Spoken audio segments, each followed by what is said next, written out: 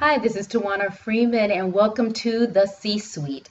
Today's guest is Dr. Boyce Watkins, also known as the People's Scholar.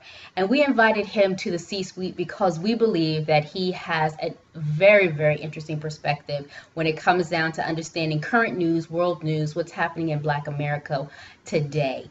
And I have some fantastic questions to ask him. I know that he's the right guy for to respond to these questions because these are the questions that are concerning the African American professional, the young men, the young women who are sitting in management positions, mid-level management positions that are aspiring to go to the next level of leadership within your organization.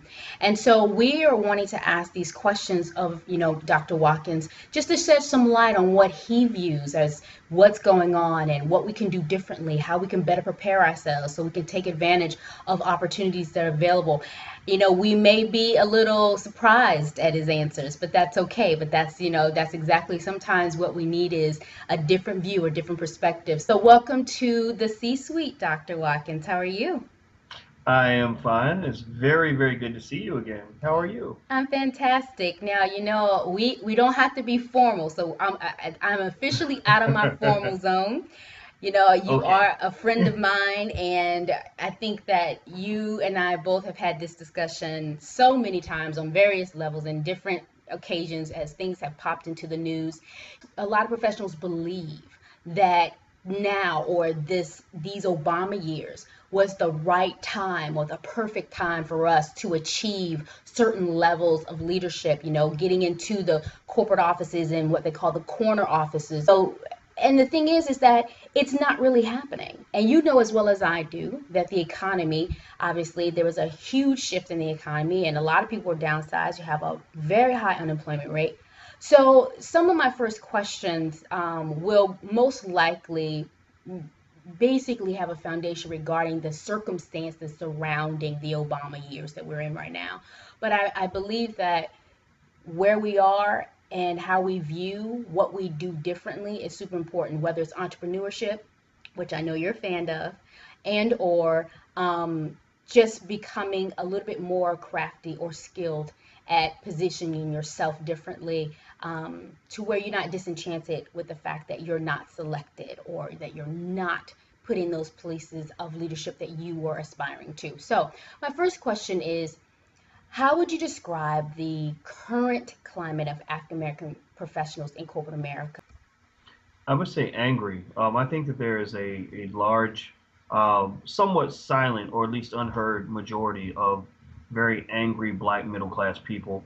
You're talking about people that went to college, that made good decisions, didn't go to jail, tried to play the game as well as they could, and really fell for what I think at worst could be called the big lie, which is that if you're black and if you're well behaved, everything's going to work out for you, and that is a what I believe a quick path to a straitjacket, because first of all you're putting yourself in this box and you're trying to you're catering to someone else's ignorance, that that they see black men a certain way, so you try not to behave that way because who you are is not good enough. You need to be somebody else. Okay, yeah, fine.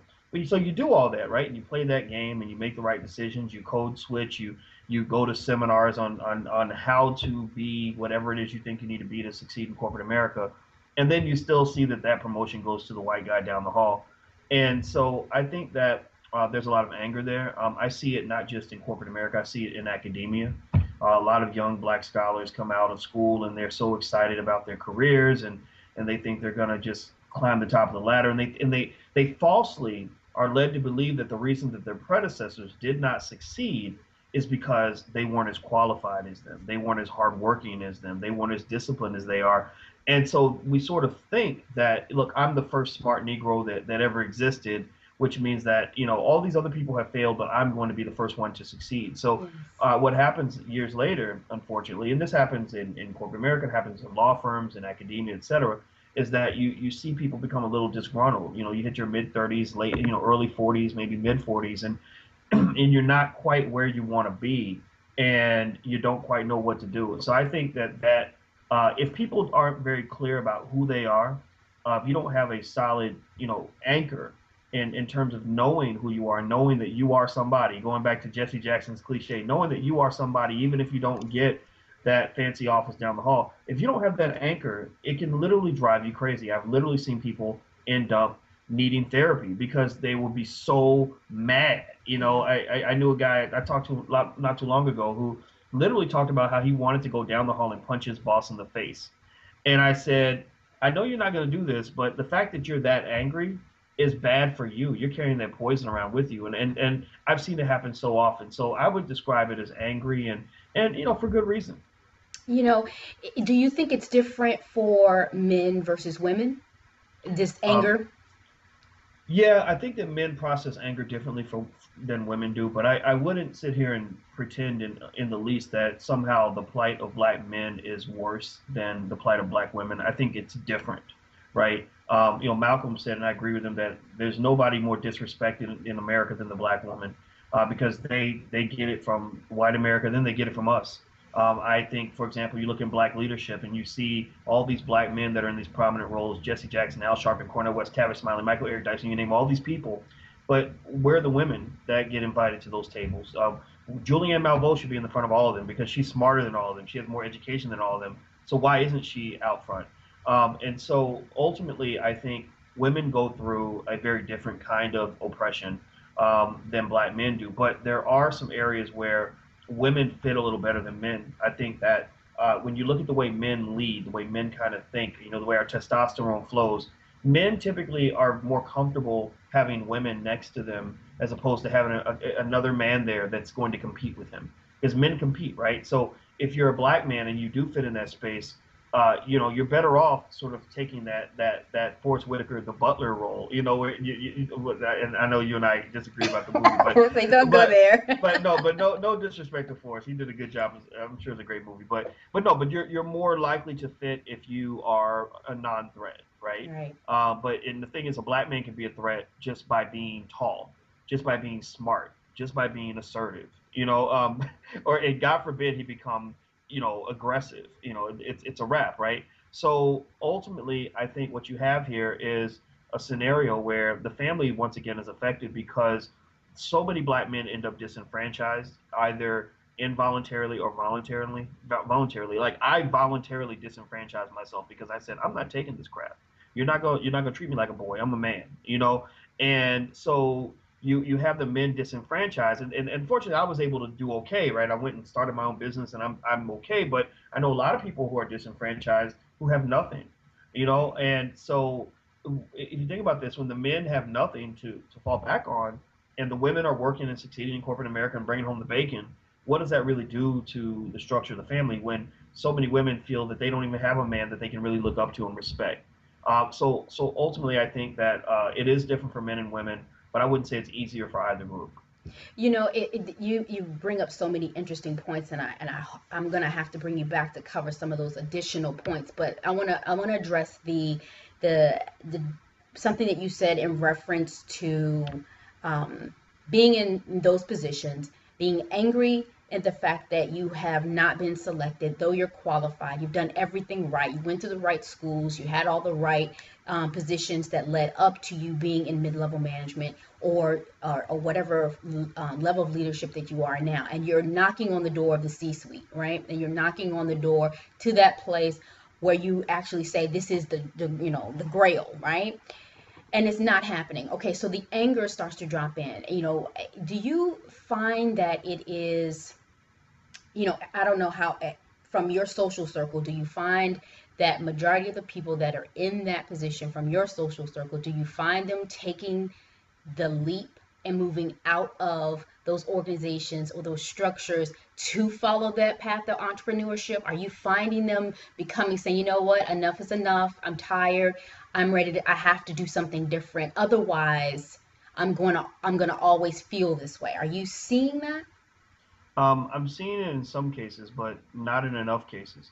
I have a friend who wrote a book. She's not black. She wrote a book about entrepreneurs, and her name's Monica Mehta, and she is deeply interested in the neuroscience behind entrepreneurship. What does it take psychologically for you to even want to take those risks of becoming an entrepreneur. And she said I was really deeply concerned because in the African American community, the proportion of entrepreneurship is far lower than your proportion in society. Right. She said there's something there. There's a mental block that where African Americans are just far less likely to go venture on their own. And we talked about that for a little while. And one of the things that did come up is, the trauma that we go through as children as a result of our oppression, the addiction, the abuse, the things that we experience, fatherless homes, etc., that come from that stem right out of racism. What that does is that actually heightens it minimizes the impact of the reward centers of the brain. It actually heightens the risk averse side of the brain, the part that makes you afraid of taking a risk because you're thinking about all the things that can go wrong, as opposed to taking a risk and thinking about all the things that can go right. Right? You're not driven. You're more, so many of us are driven more by fear than by desire. Right? And so I think that in our community, we don't have enough entrepreneurs.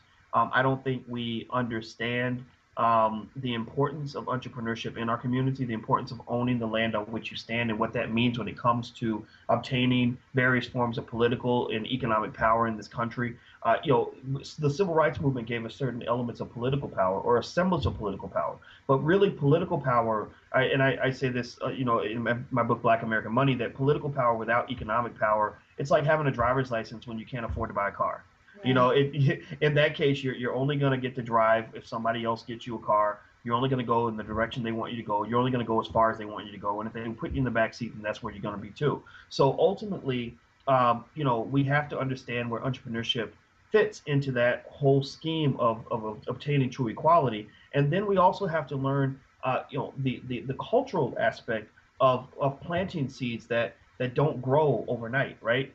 If you go work for that big corporation that's owned by somebody else, then yeah, you're gonna instantly see the financial gratification. You're gonna see the status that comes with that, this validation that many of us need, which comes from our oppressor, the validation that we need in order to feel whole and to feel human. I think that's incredibly unhealthy, but a lot of us have that. We feel better about ourselves if IBM makes us a vice president than we do if we go and we teach at an HBCU or something like that, right? Right. So I think that what we have to really think about is, this idea that we have bought into. I think this excessive materialism that exists in America, this sort of addiction to mass consumption, this sort of living paycheck to paycheck, being deep in debt, needing that money in order to survive. Because what that does is when you have an addiction to something, whether it's crack cocaine or money, you're always going to be subject to the whims of the pusher. Right. The pusher always has more power than the addict.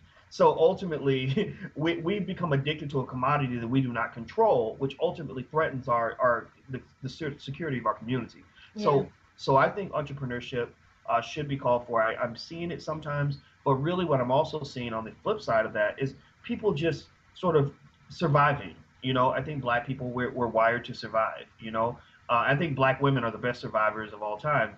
And so you'll see the frustration there. And in fact, I think of a friend I know who's a high-ranking official at a big company, but she should be higher. She should be further along than she was. She went to Harvard and got an MBA and all this other stuff. And she's very frustrated, but her manager will never know how angry she is. She'll never really rock the boat too much. And she's very good at kind of working covertly to try to achieve her goals. And if she doesn't get it, she just keeps trying.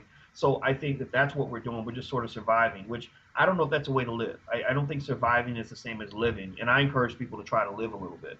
Absolutely. And the one thing you are bringing up is really targeted for those professionals who've been in the game a long time, who serve, there are these organizations, these companies, these institutions for years, and they have basically gotten to a point where they're fed up and tired because nothing's working anymore. They can't get any further than they are, right? So what would you say to the college graduate? What would you say to them? Because I know that when a professional, as is, we call them the 40 and fabulous group who are able to kind of make it happen. You see them in Ebony, you see them in Black Enterprise. They're always highlighted as those who made it. They made it. And these are your examples of being able to make it. And so we look at those covers and we're saying, wow, that's where I want to be. These college kids, they look at it and they say, this is where I want to be, because it's a part of the American dream. It's to get the great job, get the nice house, get the great car, have the kids, get married and have the kids, whatever, right? So we have this image. So yes, you're right. We feed into that image. So if that's the case, and we know that there are a limited number of positions that anybody can take advantage of in any structured company, what would you tell the young professional as they're preparing themselves to enter the workforce? You know, we're here at the twice elected President Obama. You have this wonderful, glorious image that you can have it all. You can be president. You know, we have all that, right? There's a new vision that has been given to our children. So, what advice would you give to the recent college graduate about preparing yourself for the workforce and how you now be nice, boys? No, I'm gonna be very nice. Oh God, I think I set my. You know me, I'm always Oh nice. my What God, are you talking I about? just realized I may have set myself up with. Okay, I know you. That's why That's I all said. right. You started the question. You got to finish it now. Okay, here we go. Here we go. All right, I'm gonna shut up. Go do it. Go ahead. I set myself up. Okay. Well, I am gonna be nice, and what I will say is this. I think about my daughter that just finished college, and the best advice I can give you is the advice that I give her, right? Or the best advice that I can share is what I share with my own beloved child. And what I told her is that I don't believe you should ever let anybody feed you your dream.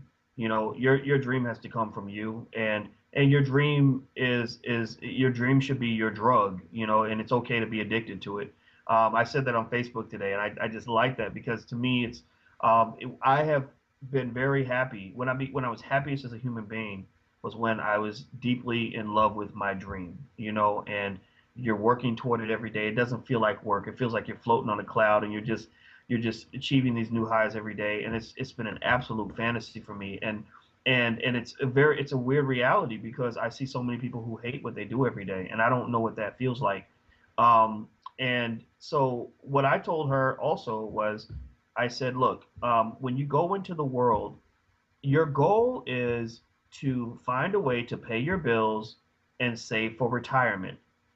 After you do that, you can do whatever you want. There are a million ways to skin that cat, and there are 999,000 ways to skin that cat that don't involve going into corporate America. Right.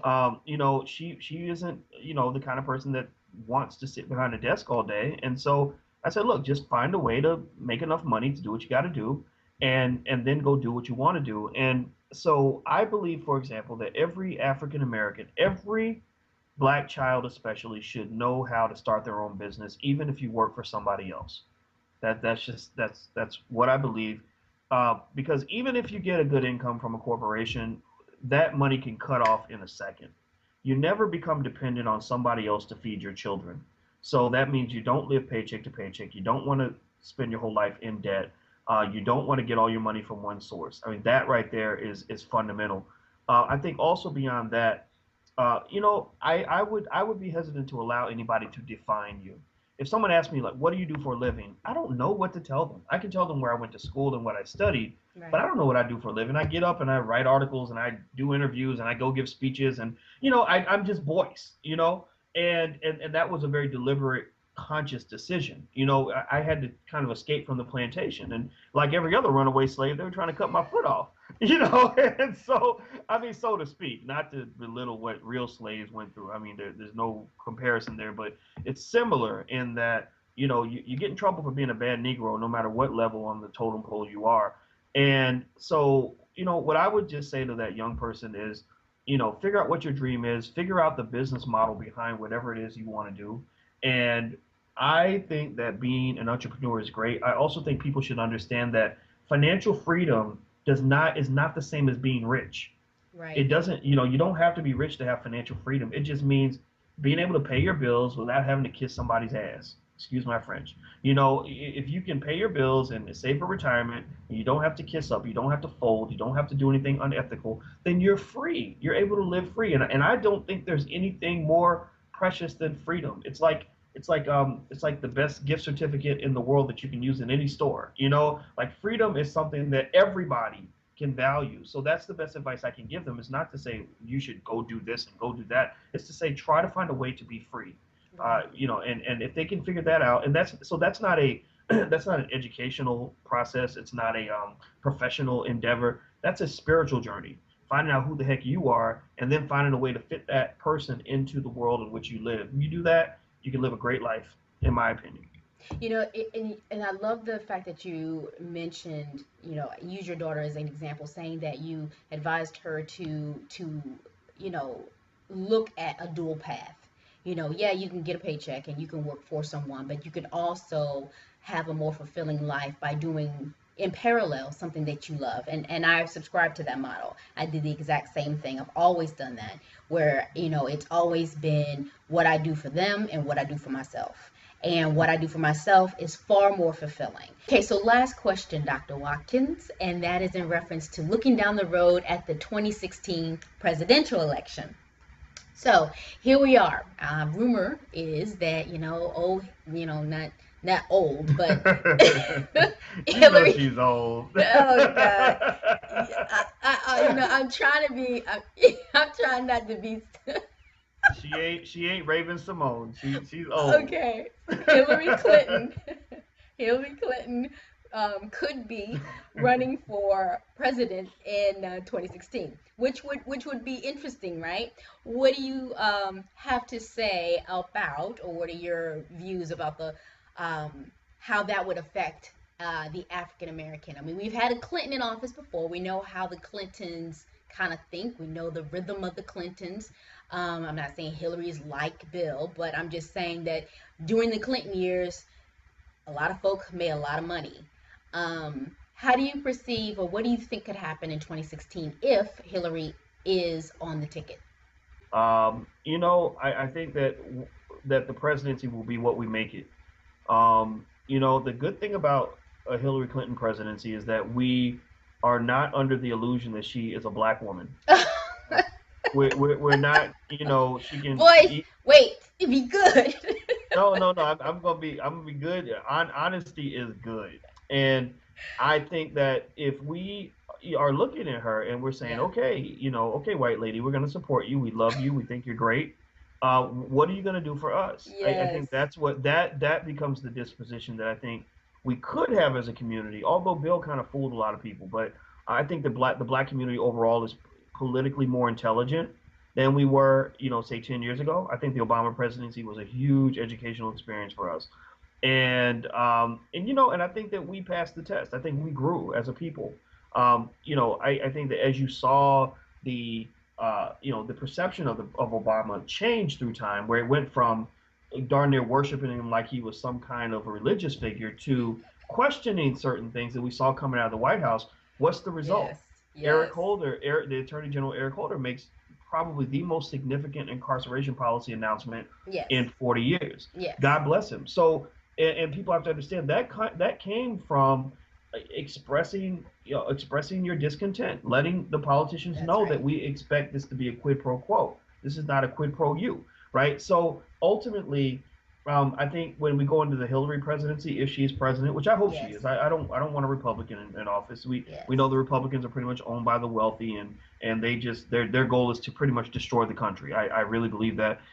If Hillary's in office, I'm going to do the same thing I did when Barack was in office. I think a lot of public figures that have any sense. I think Cornel West, who I respect, I will stand by Cornel to the day I die. People think I'm crazy when I say this, but Cornel, despite some of the things he does that are a little bit further than I would go, like the name calling and stuff, we got to put that to the side. But if you look at the substance of his work, the consistency of his commitment, Cornel West is the closest thing that we have in America to Martin Luther King right now.